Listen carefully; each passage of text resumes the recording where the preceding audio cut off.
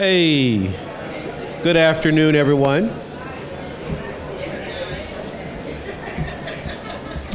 Hope you are enjoying your lunch. The food was prepared in the basement of Franklin County, where the garage is. So that's a joke. It's a joke. We had caterers for this, so it was good. It's okay.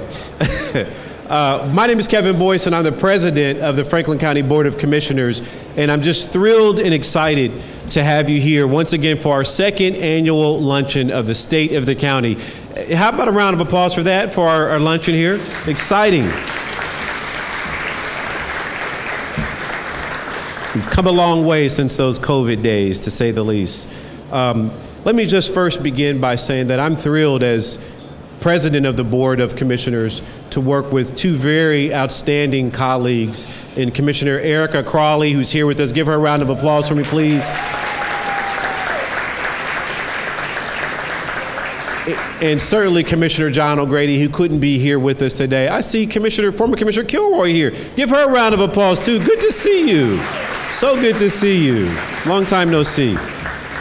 But I'm so thrilled to have two colleagues that to work with that really bring a lot of resources to the table. They're just, as a person who served at the local level and the state level, I can't think of a better time in my life in service where I've worked with two colleagues that we gel so well together. Each has their own expertise, their own perspective, and believe me, we've been in the trenches. And the work is only because the three of us work so well together. I know I saw former colleague Charlene Tavares here, so no offense to our city council days, but this is a little better. I'll just say that. I don't know. You said the other day the noise when you start talking, you shifted it on me, I guess. Yeah.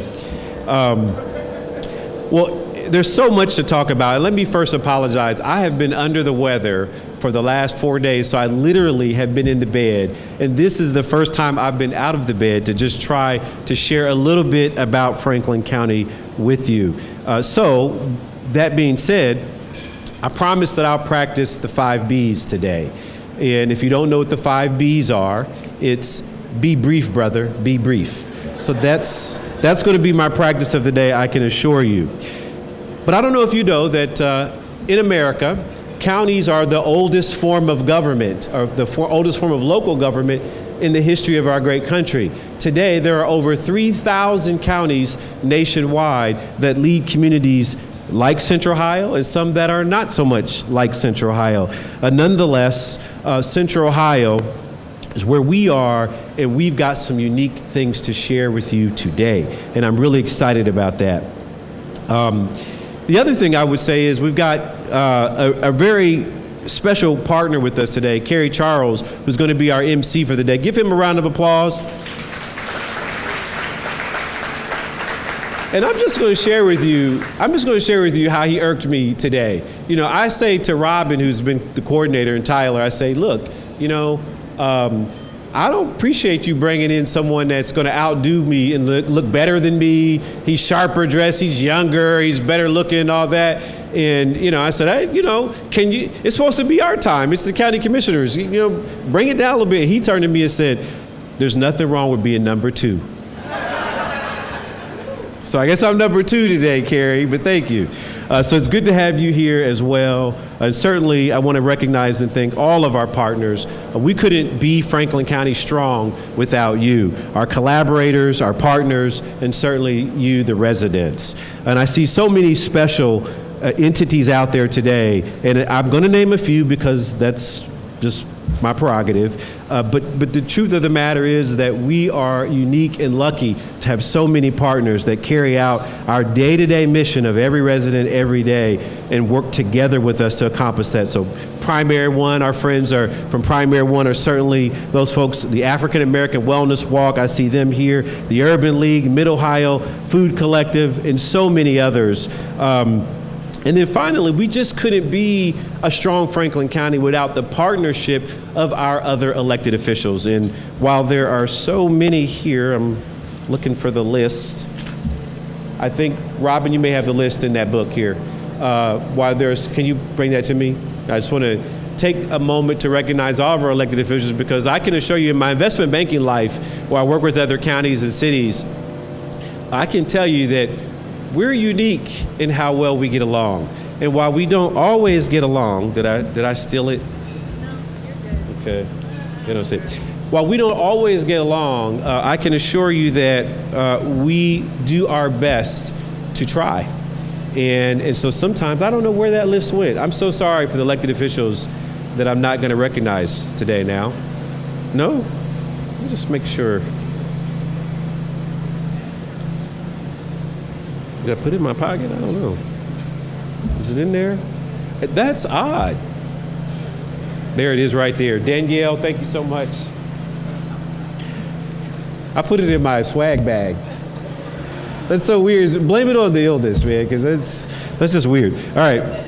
So, but I mean what I say when I can assure you that it really isn't an easy job to be an elected official. And when we work together, that's when you see the progress of a great community. There's not a place in Central Ohio you can go and not see an orange barrel on the roadway or a crane in the sky. And that's because we've got really good partners who understand the value of a region. They understand what it means to be the heart of a region and also to be the body and soul of a larger and greater cause. And that's what these elected officials represent. So as I call your name, please stand, and we'll have you all stand and we'll give you a round of applause at the end.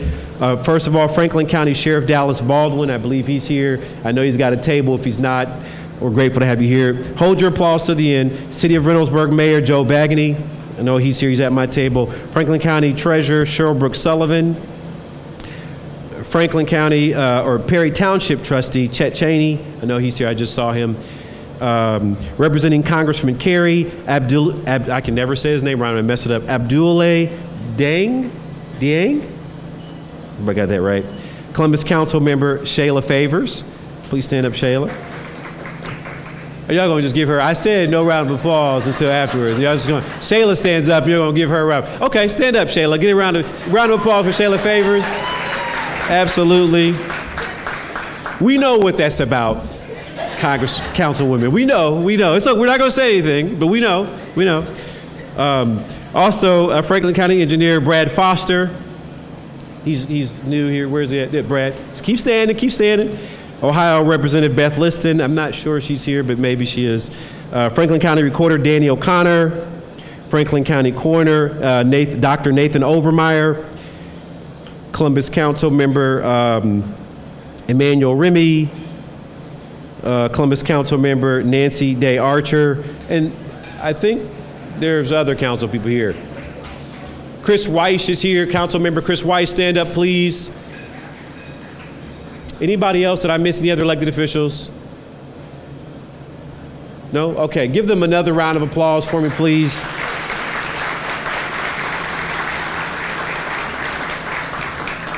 All right, I'll save my final remarks for the end. At this time, let me introduce our friend Carrie Charles, the number one, Carrie Charles, who is the weeknight news anchor for NBC Channel 4.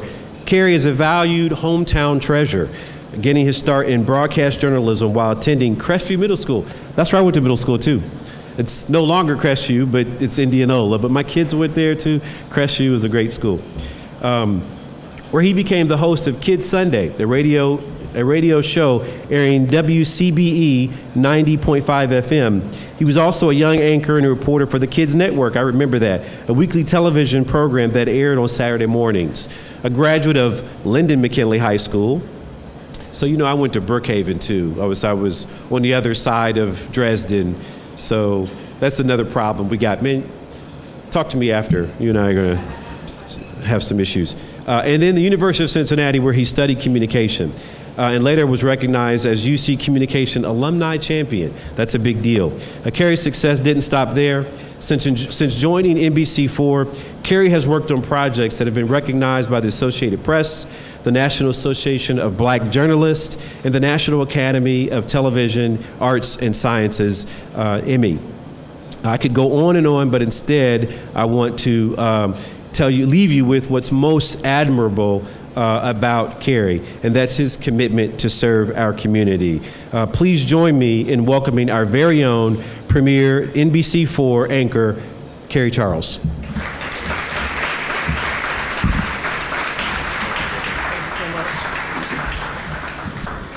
I added the word premiere, so he had to read that.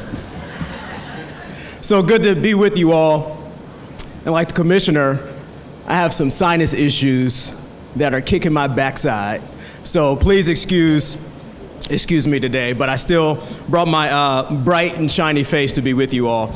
So we can talk about engagement and celebrating the work that's been taking place here in the county. And it's so cool to be home and go to different events. And I was just talking to Kenny Hampton a second ago. He's like, you're everywhere. I'm like, yeah, but it's cool because it's like a reunion, because if I don't get to see you on Saturday at the Classic, then I'm going to be talking to you on Wednesday. Today is Wednesday, right? I'm all over it. So anyway, so good to be with you all and recognize the work we are doing here in the county. And I say we because it's a collaborative effort, and we're talking about engagement and so many efforts and so many people coming together. And also shout out to the county for backing the Thanksgiving Back Turkey Drive. Last year we gave 2,500 turkeys to families. It's a partnership between NBC4, Urban Radio, and so many other entities. And so we're glad to have you all join us in that. So one thing that's going to be extremely important to note is that we are focusing on the successes of the county when we talk about in black and white. You know, it's important to see the statistics. It's important to see the numbers. We do a lot of talk, on the phone and when we see each other and whatnot, but we need to take a look at the numbers and break them all down. So that's what this report is all about. So we'll be looking at how many Franklin County residents the county works with each year, and then also an issue that so many entities are tackling is affordable housing in the area. And I know you all are talking about it. I see heads nodding as soon as I said affordable housing, because there's so many people who are being shut out of home ownership, or the rent is going up. What do you say, the rent's too damn high? It's getting a little up there for some folks. So it's great to see many agencies working on that and tackling that issue. We're going to be talking about support for small businesses, historic investments in childcare, and workforce development. Also, I'm interested in the panel that we are going to have in just a couple of moments. I'll tell y'all a little something. We had this is about diversity, equity, inclusion, and I'm always surprised that people get offended and don't want to talk about this. And I saw a comment recently about me saying that I was the station's DEI hire. And I'm going, now I've been doing this for 20 years. I grew up in radio and TV. I've worked in Atlanta, Greensboro, North Carolina, Shreveport, Louisiana, here in Columbus, Cincinnati. And so I'm looking forward to this panel about DEI as we talk about the importance of inclusion, as we talk about the importance of recognizing one's resume and what they bring to the table, and opportunity. That's so important. So I normally don't get into the comments because people are just crazy. But I was like, okay, I'm the DEI hire. So we'll be doing that in just a moment. I'm going to just double check, make sure I haven't, yep. And so this is what I'm looking forward to. The panel discussion includes the county commissioners and county administrators. So we're going to address, as mentioned, diversity, equity, and inclusion in the community and workplace. And so for that, it is my pleasure to introduce to you your moderator for today, the Chief Economic Equity and Inclusion Officer, D'Amica Withers.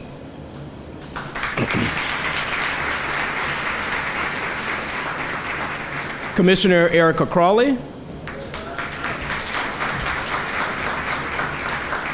Commissioner Kevin Boyce. And unfortunately, Commissioner John O'Grady is not able to join us today. So sitting in for him is your Franklin County Administrator, Ken Wilson. Enjoy, and I will see you all on the other side. Good afternoon, everyone. Good afternoon. I'm so excited to be here with all of you, some familiar faces, some new faces, but definitely a collaborative effort, because we could not do business as a county by ourselves. We do it with all of you here in the room. And I am so grateful to not only work, live, and play in a county where I have county leaders who deem it important to serve our residents in the very best way. And I am excited about this panel. I'm excited to hear what our commissioners and county administration have to say. They have been working really hard and champion DEI and its efforts and the work that we have been doing. I have been doing county government for 23 years, and I have to say this is the best county that I have worked for in the state of Ohio, and the best folks that I have worked for, to be able to have that support not only for me and our division and moving forward. So let's get right into the discussion, shall we?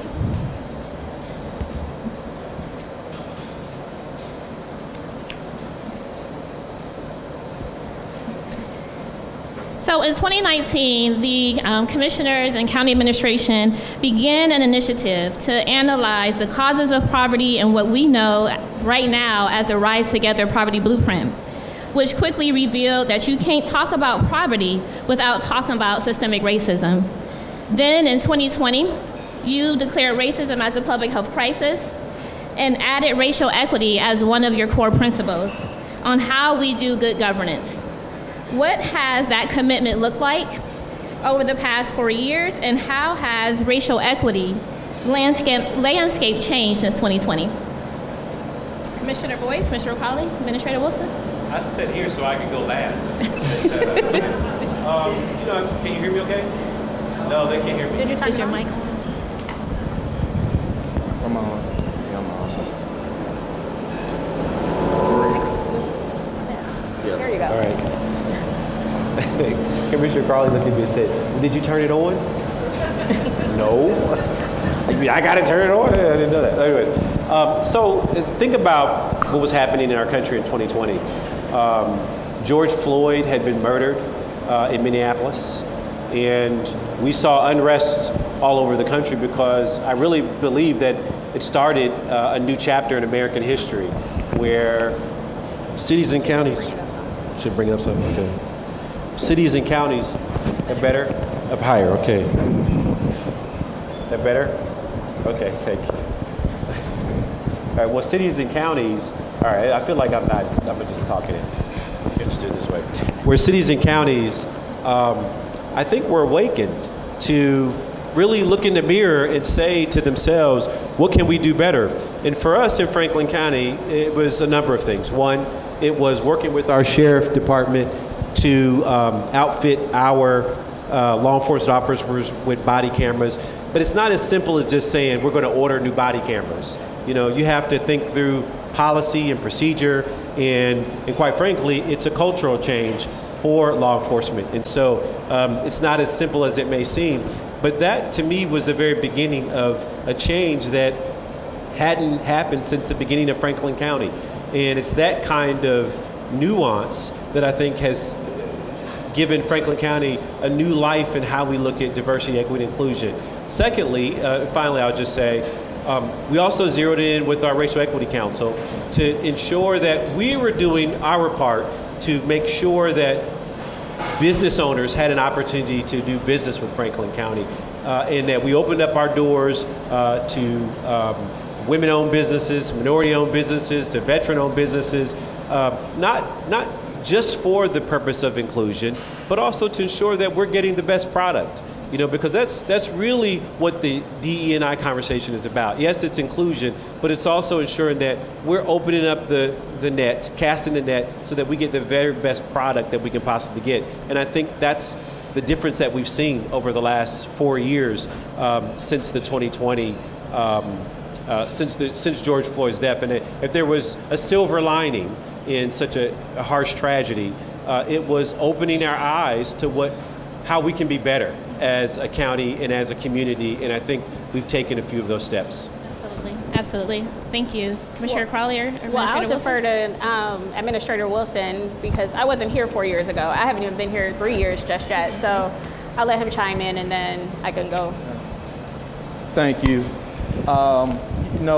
When the pandemic hit, we were, as a county, already aware of many of the disparities, particularly when we talk about economic segregation and the lack of economic mobility in certain parts of our community. So just imagine when the pandemic hit. You know, there's an old adage that when the majority of America has a cold, communities of color and marginalized communities have the flu. So now we have a global pandemic. We had the realization to know just what that means to communities of color. So we can't just, at that point, express words. It was very important that the declaration was made to make racism a public health crisis. But something this Board of Commissioners did, they tied that to 10 actions that were not just lightweight things that county administration and the agencies under the Board of Commissioners needed to carry out. And the same goes with declaring racism and racial equity, linking that to the core principles of everything that we do. We talk about it being in our value set. We talk about show me your budget and I'll know what your priorities are. So during the pandemic, investments have been made, particularly targeted at African American communities, communities of color, to give them an opportunity to, at a time of crisis, be able to seek out opportunity. The development of freedom equity came out of the pandemic, which was the first in this community, now CDFI, that is unapologetically focused on putting capital in the hands of those that in the past went to the bank and got an answer of no, where others may have got an answer of yes. So we worked with partners like the Columbus Urban League to accomplish that. We created an equity fund where we gave loans to and grants to small business owners as a part of all of this. We've distributed over $40-some-odd million in emergency rental assistance because we know the importance of someone being able to keep a roof over their head. So it's been not about talk, it's been about action. And I credit this Board of Commissioners for allowing me as the administrator to lead those efforts. Absolutely.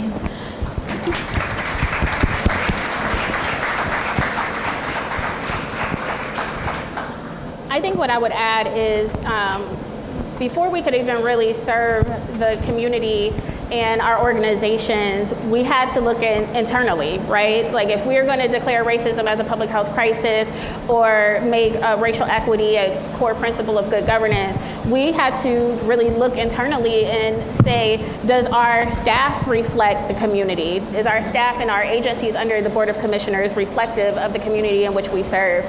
What are the thoughts, beliefs, and values that we hold as employees serving the community? So, you know, one of the things that we changed is making sure that when we're onboarding new employees that they understand the Rise Together Poverty Blueprint Plan.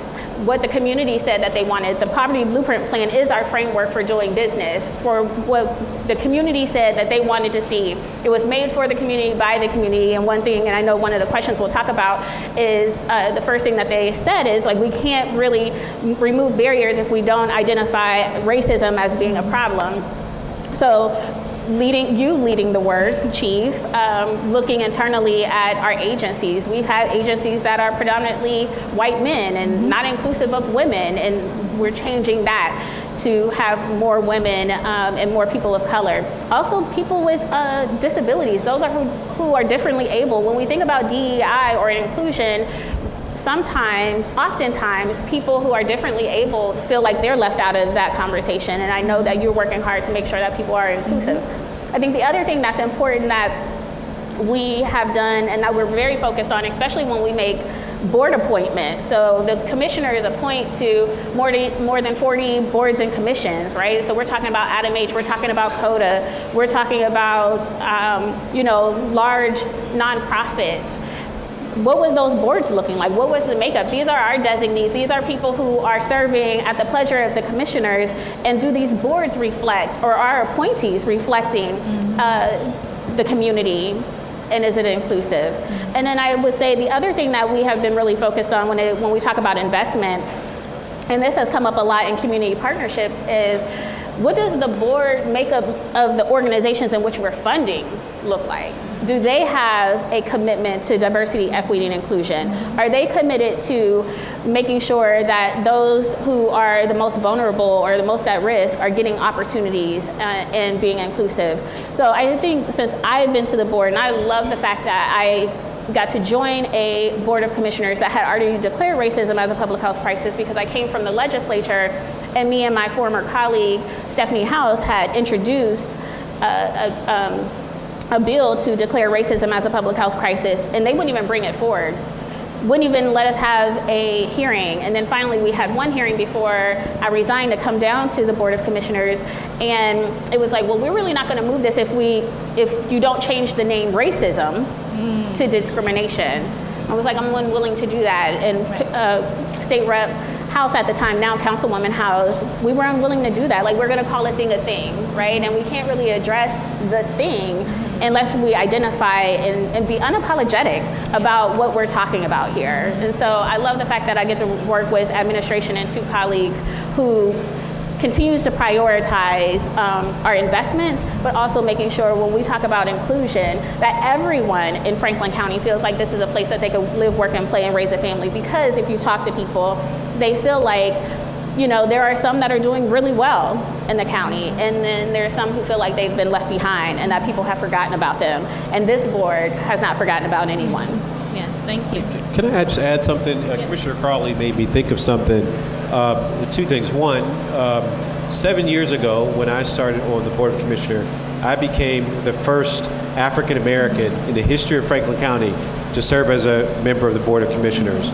And just a couple of years later, now we have a majority of the board is minority. It's a majority-minority board, and that's never happened in the history of Franklin County. And I think why that's important is because it also sets forward the values of this community, and it says to us what the value set is of Franklin County. And so we know that it's not just a fad or a saying, it is the value set of Central Ohio, and we feel obligated to carry that out. Commissioner Crawley and I, to some extent Commissioner O'Grady, we talk about this all the time, and we prioritize it in a way that is reflective in, as Administrator Wilson said, in our budget, in our priorities, and even through DE&I. You know, if you remember when you first became director, I said, hey, tell me what you need budget-wise. Don't. This is not some gratuitous position where you just come in and make recommendations. You tell me what you need, and we'll get you that. And let's set the bar for the entire country. And I believe that we're working our way to do that. Yes, we are. Yeah. Thank you so much. Definitely, let's get them a hand clap, because so many things have happened outside of the George Floyd tragedy. You've seen a lot of organizations across America adding a DEI division, making notes that we needed to focus on racism. But what were you really doing? And Commissioner Crawley said, like, you want to call a thing and call it out and be unapologetically about it, and make sure that we are putting in action. And what this Board of Commissioners and our county administration have done has put things into action. And you should be commended. And not only put into action, but Commissioner Boyce just mentioned one of our first conversations about the budget. And I often remember that. I go back to that. I talk to my staff about that, because you challenged. You challenged me, you challenged the staff, you challenged the DEI division to make sure that the work and the actions that we were doing were going to remain sustainable. And you are to be commended for the work that you are doing while we're having this conversation today. Let's talk about equity for a moment, because folks get equity confused with equality, and well, that's not fair. So let's just dive into that subject. When people talk about equity, we often think of it as a race issue, but you've tried to embrace a fully inclusive culture that also supports women, immigrants, our LGBTQIA+ community, and more.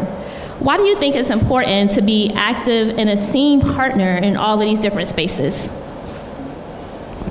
I'll lead off. I mean, it's just interesting that we have the conversation still around equality and equity. And they are far apart. They've been illustrated. Equity does not assume that we all start at the same place. Equality would assume that we all are at the same place, and you give us the same resources, and we all should have the opportunity through the work of ourselves, blood, sweat, and tears, and you should be responsible for the result. But that's not Franklin County, that's not America. We all have different, unique needs that you have to speak to. You see the illustration that uses the analogy of height and a fence, and everybody need a different size box to stand on to be able to see over that fence. That's really what equity is all about. You know, it's not about, in many of our policies, and under this board, we try to be intentional to think about one size don't fit all. You can't give every child the same size shoe and say run a marathon. They gotta have the shoe that fits. And then with the proper nurturing and coaching, then they will be able to achieve results with the proper motivation and training and being in the proper environment and having those health and human services around them. And equity is that's what equity is about. And that's why we have to elevate the conversation about equity. And that, you know, diversity, equity, and inclusion. Diversity is a reality in Franklin County when we look at our population of 1.35 million people. And equity I just talked about. And inclusion is policymakers, administration, making a conscious choice to give people a space, but not only a space in the room, but a space that they feel comfortable in that room and expressing themselves. Yeah, I would add to that and say, when I think about equity, one of the phrases that comes to mind is when people say everyone should just pull themselves up by their bootstraps. But the assumption is that everybody has boobs, right? Which is not the case. And so, you know, since we have a majority minority board, and we have been focused on addressing racism, addressing discrimination, and sexism, everybody isn't on board with that, right? Like, people want to know, why are we making investments just for minority businesses, right? So we created the CDFI, Freedom Equity, because during the pandemic, a lot of small and minority businesses, emerging businesses, didn't have the relationships with large banks, right? And so they weren't getting PPP loans, and they were seeing their doors close. They had to close their business, lay off people, and it was just having an impact where other businesses that had those relationships with larger banks were getting those loans and able to stay open. Well, in order to mitigate that, we're like, let's create something that will put capital in the hands of business owners who don't have those relationships, right? That matters. Or when we did the investment with the city of Columbus to support small and emerging businesses, I think we ended up putting $8 million over 2 years, so $4 million a year. It's important to do that. Everybody doesn't have the same relationships. We know historically banks have been discriminating against Black businesses, women-owned businesses, and that's something that we continue to rectify, especially even when we look at housing. We know that redlining was a thing. We know that we continue to see the impacts in our community from redlining, and where people couldn't get loans. Home ownership continues to be a problem. And so we are clear that we serve all of our residents, but everybody's not starting at the same starting point, and therefore we need to make strategic investments so those who feel like they've been left behind, and truthfully have been left behind, can at least catch up and be on the same playing field. Absolutely. Yeah, the only thing I'll add to that is very well said by both my colleagues here. The only thing I'll add to that is in 2018, we launched an effort where we brought together many of our collaborators and partners to really study poverty in Central Ohio. Yeah, I know former council member Charlie DeVars is on that committee, and I know I saw some others that were a part of that group. But we brought in a consultant that helped us study this, and in the findings that they provided us after a year-long meeting effort was that racism was at the core of some of our challenges. And somebody said earlier, call it a thing is a thing. Is that what you said? Something like that, yeah. It's what my grandmother used to say: if it walks like a duck and quacks like a duck, then damn it, it ain't a frog. And so if it's in poverty, that's the same thing. It is what it is. And we know that racism is connected to that. And so we made a very conscientious and deliberate decision to address that. And so we formed the Rise Together Institute. I see Danielle here, sitting here, who is leading our effort for big ideas. So, and I bring that up because by no means are we finished yet. By no means do we have all the answers. By no means is Central Ohio and Franklin County a finished product of this discussion or work.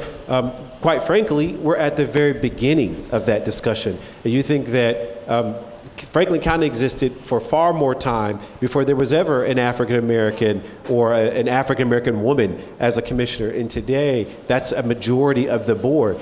That means we're making progress, but it also means we've got a lot of work to do. Mm-hmm. And I'll just add, I mean, it took 220 years to get to me. Yeah. Right? First woman of color. Right. And because it has taken so long and government is slow, like I go into a lot of rooms where I am the only woman, not even just the only one person of color, I am the only woman.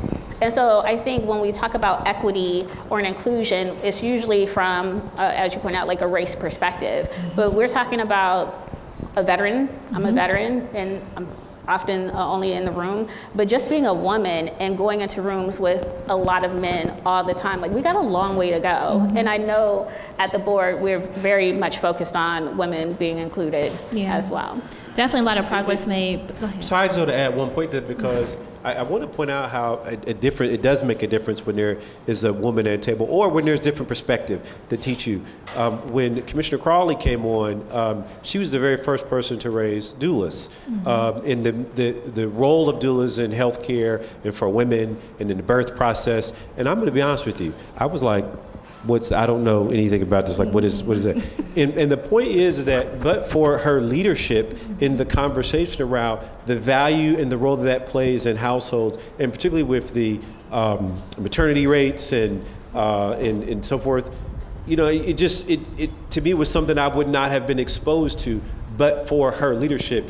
I can go on and on about from early childhood education and different things, and we collaborate on these things. So it's she brings perspective, I bring perspective, John brings perspective, but more importantly, it represents the broad scope of Central Ohio and the diversity of Central Ohio. And that, to me, is how it really does make a difference to be inclusive and to have a diverse group leading whatever the agency or entity is. Absolutely, and our representation matters so much. And even the intersectionality that you talked about, Commissioner Crawley, with being a Black woman, being a veteran, and how that goes to our inclusive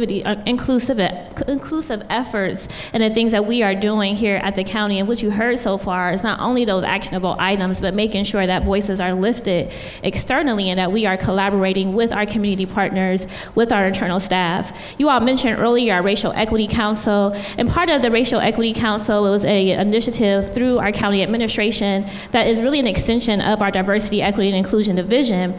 As well as that strategic effort, we completed a cultural climate audit, the first time that an audit was done, to identify the mindset of what our staff thought about diversity, equity, and inclusion back in July 2021. And some of those statistics said that 85% of Franklin County employees believe a diverse workforce is more successful than a culture that does not include equity. This board has been unapologetically passionate in their approach and goals in creating a diverse, equitable, and inclusive workplace and community, which is why they have invested $21 million in minority-owned businesses, spent $14 million uplifting women-owned businesses over the past year in 2023. What are you doing to ensure that your own team accurately affects the community you serve? And you talk some about that, about being a majority minority board, but what else? How does that reflect in our organization? Oh, I can? Yeah, I can start. No, I think what you see as far as like administration, and when I think about our directors, over our 14 agencies, it is very much reflective. Like you have Black women leading, you have white women leading, you have inclusive of LGBTQIA+ individuals, you have men leading, and you have diversity in African or white or just African American. We are inclusive of those who have disabilities, Jewish people. When I first came to the county, my own personal staff, I had a young white woman, a Jewish woman, a black woman, and then me. And now I have 2 black women and getting ready to hire a black man.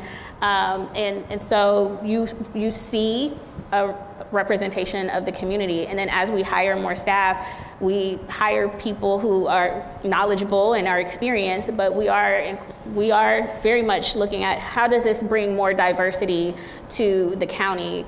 And that's why when we even have our, Administrator Wilson can speak to this a lot, when we have our hiring process, there's multiple people on those calls. So it's not just the person that's doing the hiring. They bring people from different agencies to sit on that call. Usually it's about 4 or 5 individuals, even on the initial interview. And then on the second round of interviews, you have more people who are from different backgrounds, different walks, interviewing and asking questions. So we can very much hire what the community looks like. Absolutely. The only thing I'd add to that, as well said, is that it also transfers in procurement. That's where I like to see the measurement. When we built, it's not something fun to talk about when you say you built a jail. But that jail was a $350 million plus project, and embedded in a $350 million new jail are the services and resources that we can use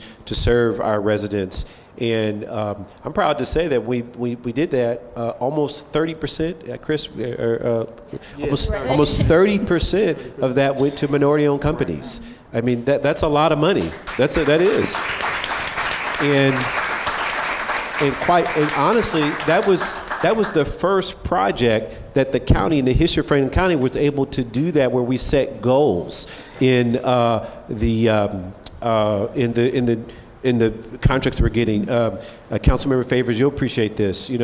We had I'm not taking credit for this. Before I got to the county, we couldn't. You obviously can't have set-asides, but what you can have is we challenged the prosecutor at the time to say, can we have goals? And finally, after a lot of conversations and discussions, the prosecutor at the time agreed that we could set goals. But here's the thing, community. Why he did that, and I'll just recognize former prosecutor Ron O'Brien for this. Why he did that was when we were out campaigning, he heard that in the community. He heard that we were at candidates nights and they presented that to him. We want to see more, and we want to see the peanut butter being spread, if you will, through procurement.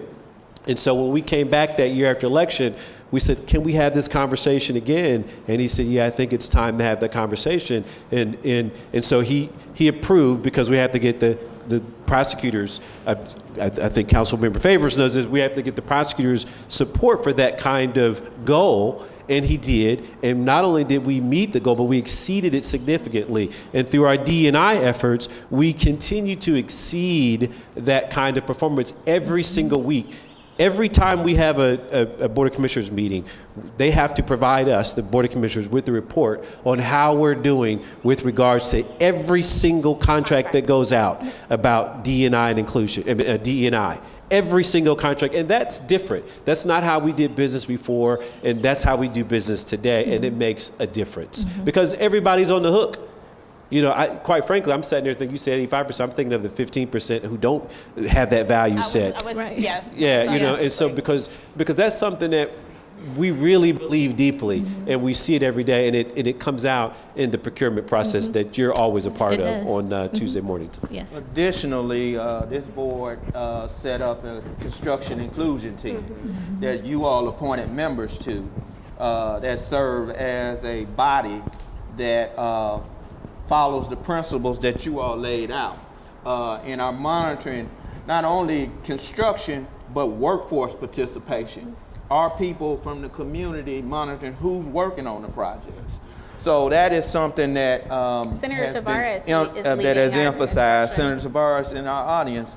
So you all had that in place after we, on our first project, the Franklin County Forensic Science Center and the James A. Kearns Correction Center. Both of those projects had aspirational goals tied to them. And every project thereafter will have aspirational goals tied to them. I was in a meeting just yesterday in the Franklin County Crisis Center. That is a $63 million project that Adam H. Is spearheading with the county's assistance is at 31%, as we said, at about the midway point of construction. So we are leveling up as a community and setting a new standard. And I'll just add too, I'm glad you raised that point, Administrator, but the City of Columbus has been great partners with us as well. As many of you know, we're building a new terminal at the airport. I mean, Central Ohio is growing, and as a part of that growth, we've got to build a new airport, essentially.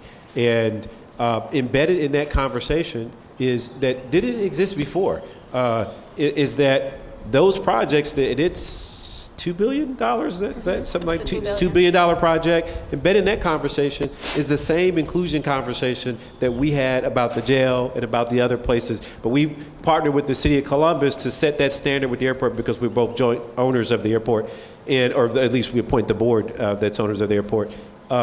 And so that standard is embedded now in agencies outside of the City of Columbus, outside of Franklin County. And that's where you see real growth in DE&I, when other agencies understand, hey, that's the value set by the City of Columbus and Franklin County, we need to hold that too. And so for that project, and we've been in heavy negotiations about that, and everyone that's involved has held firm on the fact that there will be an inclusion goal of 25% plus. And that's progress. That's progress.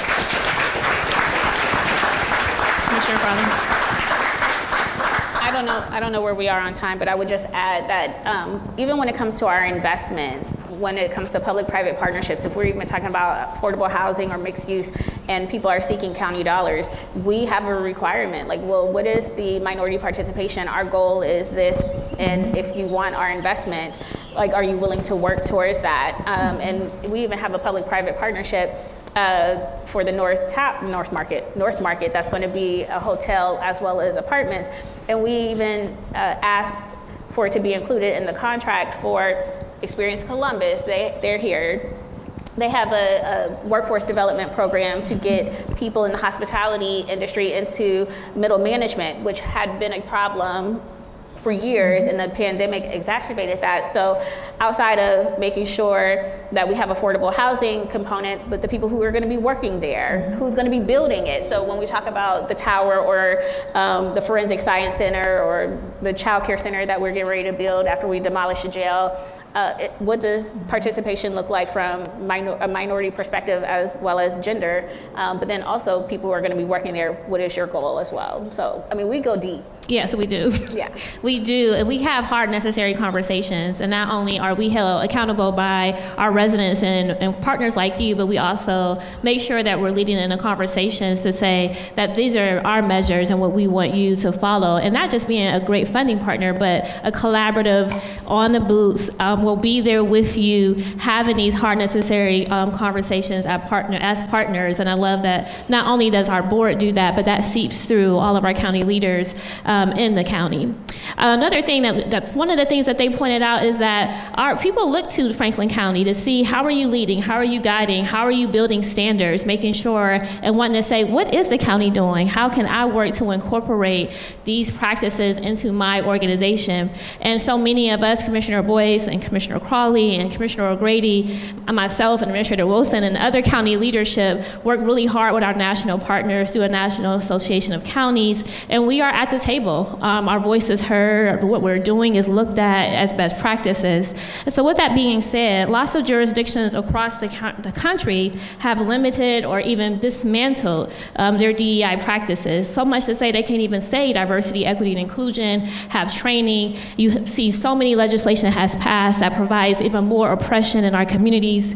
And so we've been doing the work for quite a while now with progress that we can point to, so many accomplishments as you have already talked about. But what do you think the future holds? We talk a lot about sustainability. We talk a lot about how this division of diversity, equity, and inclusion, although we've been doing this work for a long time, now it sits somewhere, you have something to call it. What does sustainability look like? And how does the path forward look for this work? And why do you think it's important to continue to create a workplace culture and society that dedicates itself to inclusion and equity? I'll start off, just say that, as we said earlier, there's not a place in Central Ohio you can't go and see a crane in the sky or orange barrels on the street. I mean, we are growing. Even our highways are expanding. And so as we grow, I think that we will become more diverse. We will become more advanced. And with the new Intel project, I mean, that is a lifetime kind of project that has implications for generations to come. And so I think what you're going to see is that as a value set, not just of Franklin County, Central Ohio, but of the region. And when you see that, truly you'll have what I would say is an anchor in the Midwest to lead the way for the country. And I only see it getting better. Mm-hmm. Yeah. I would just echo that. I think as we continue to grow, I would like to see some of our other municipalities have a focus in this area when it even comes to like housing and transportation. There are many who feel like they're left out. I was on a panel up in Dublin for Leadership Dublin, and there are some townships, and I know our township association the president is here, and I'm sure he understands and knows well for his members that everybody is not on board for having an inclusive community. They're actually standing in the way of progress. But I say all the time, development is going to happen. It can happen to you or it can happen with you, and the community will speak. Their voices will be heard, and people need to have a place to live. They need to have a safe place to live. Columbus can't hold everyone. It is growing outside of the city. We're responsible. I won't say responsible, but we have like 42 jurisdictions that are in Franklin County, and we would love for every one of them to be a partner, but they are not. So I think there's work to be done, but I think it will be the community members, our neighbors, who moves that community to be more inclusive, to be more diverse, to champion the things that they want to see. It can't always be the top down.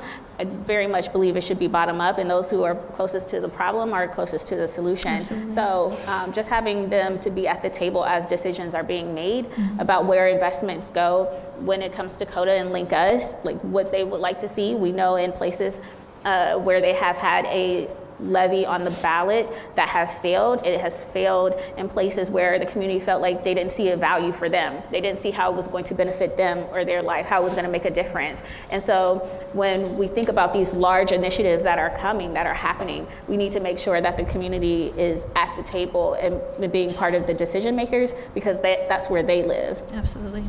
Administrator? Engagement is the key, in my opinion. In order to provide an opportunity for everyone and organic action, all of the residents need to engage in the process and participate in the process. And every resident should think about, what is my agenda as an individual to advance myself individually, my family, my community, my church, my circle, and bond together with others. And if you do that, inclusion will be an organic action. If people participate in the process and ensure that their administrators and their elected leaders reflect their interests and their well-being.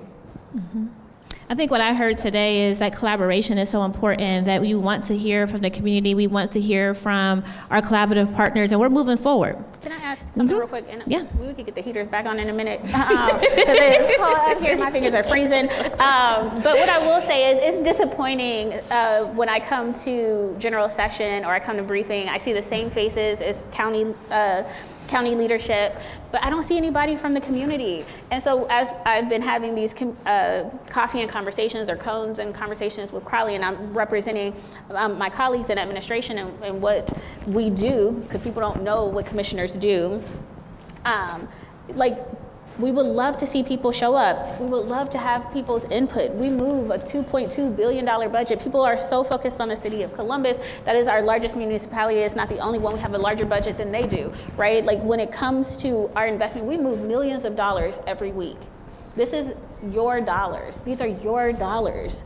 You should have a say. We would love to hear. People have stopped movement. Like, we will table a resolution if there's questions. I know we love to be challenged, right? Like, we work for you, we work for the people, but we don't be having nobody right, come out. Right. Come. We need your people. We need people to see us, and we need to be intentional about that. And that's why, and you're going to your question about Franklin County as an employer reflecting the community. That's why we created programs such as County Futures in order to have that extra outreach to provide that support to people we able to recruit. That county government belongs to you. You can work for county government. You can be a part of every resident every day. You can promote and help us advance service excellence and progress. It's not just words, it's actions, because you got be in the community where the people are, and that's why we're having events where we out in the community. We're going to local coffee shops. We're starting to do these things. We got 2 mobile units that will be going into as many neighborhoods as we can, bringing the government, Franklin County, to individual residents. Commissioner Boyce. Yeah, I was just going to bring that up and say that we got the mobile